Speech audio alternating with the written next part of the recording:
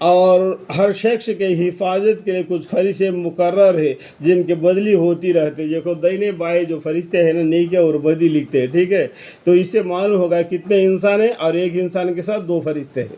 اس سے معلوم ہوگا کیا ہو گیا کہ کتنے فرشتے ہوں گے, ٹھیک ہے. کچھ اس کے آگے اور کچھ اس کے پیچھے کی وہاں بحکم خدا اس کی حفاظت کرتے ہیں. وہاں کا اللہ تعالیٰ کسی قوم کی اچھی حالت میں تغیر نہیں کرتا جب تک کہ وہ لوگ خود اپنی اصلاحیت کے حالات کو نہیں بدل دیتے. جو قوم اچھی طریقے سے اللہ کی عبادت کرتے ہیں تو اللہ تعالیٰ ان کو عذاب نہیں دیتے. وہ برخلاف کے کام کرتے ہیں تو پیغمبروں کے ذریعہ ان کو ڈراتے سمجھاتے, پھر بھی نہ سمجھ لیا تو اللہ تعالیٰ عذاب دیتے.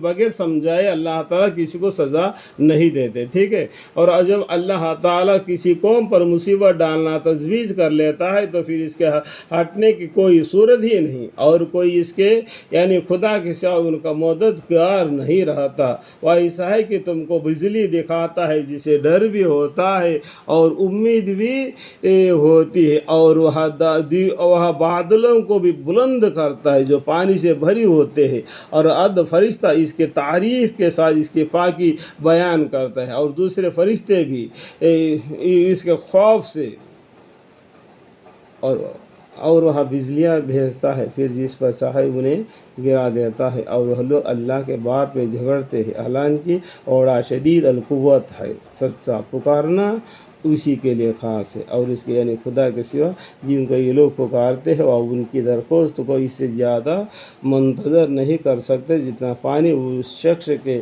درخواست کو منظور کرتا ہے جو اپنے دونوں ہاتھ پانی کی طرف پھیلائے ہوئے ہو, تاکہ وہ اس کے منہ تک اور بڑھ کر آ جاوے, اور وہ اس کے منہ تک آج خود آنے والا نہیں.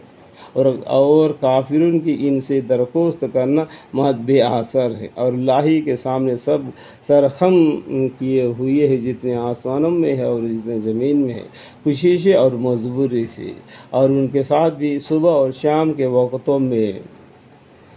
اللہ اکبر.